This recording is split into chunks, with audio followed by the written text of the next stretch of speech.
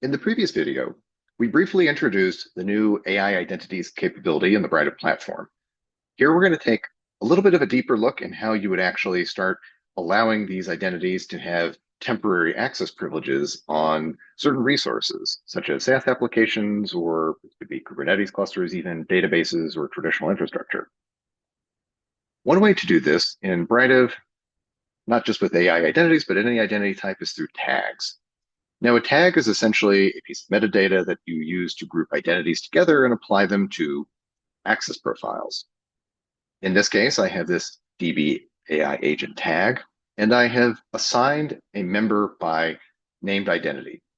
In this case, it is the database agent, and I can see that it is of type AI identity.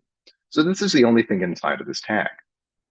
Now, if I were to apply this tag to, let's say, an application, so I'm going to go to my tenant applications, and these are the various things that I have integrated already and secured by Britive with this particular tenant.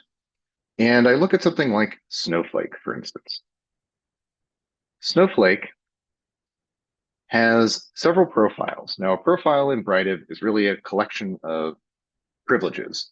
And this is a way to segment out granular access profiles. So we can do this again for any identity type in the platform. And this is how Britive enables least privileged just-in-time access or temporary access, because these will be applied for a limited period of time depending on the access profile and policy. So here I have several different types. I have an administrator, I have something with customer data access, and then I have this reader profile.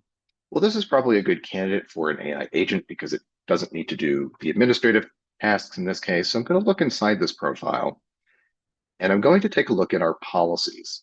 Now, the policies is really where you marry up the identity with the constraints around who, what, where, and when the identity is allowed to access this particular profile.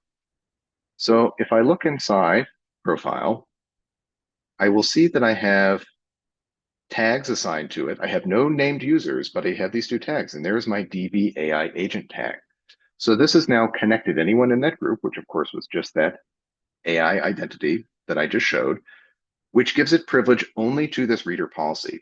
Now, this means that it can get itself temporary access whenever it is needed. So it will have zero standing privileges inside of my Snowflake instance unless and until it actually checks out that access. And this is what it is restricted to. So this is just a quick look at some of the setup behind how you would enable these real-time access policies for your AI agents.